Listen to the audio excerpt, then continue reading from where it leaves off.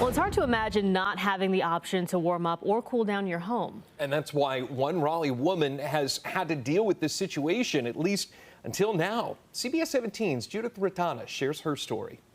All winter long and for much of last year, Dawn Stroud has gone without any heating or cooling in her home, but that's now changing thanks to the kindness of others.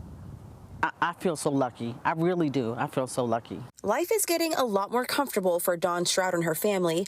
After getting through the coldest months with no heating, she now has a way to warm up. So excited. All these emotions all wrapped up.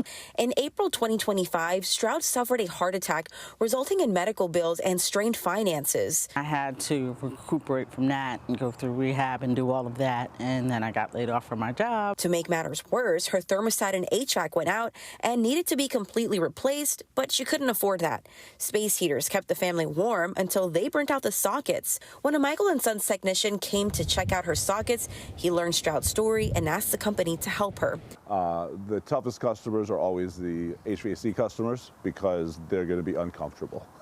They're going to either be really, really hot or really, really cold. The company empowers their technicians to let them know if there are people in the community in desperate need of repairs. This crazy world we live in right now, just being able to be kind to your neighbor and take care of your community, I think that's a good start. Now, less than 2 weeks after someone came out to look at her electric socket, Stroud has a whole new heating and cooling system free of charge.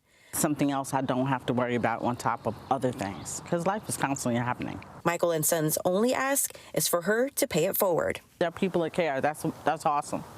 If you think you know somebody who could use a little bit of help from the company, you can also nominate them for this Help for Michael & Sons. We have information on how to do that over in the story at CBS17.com. In Raleigh, Judith Ratana, CBS 17 News.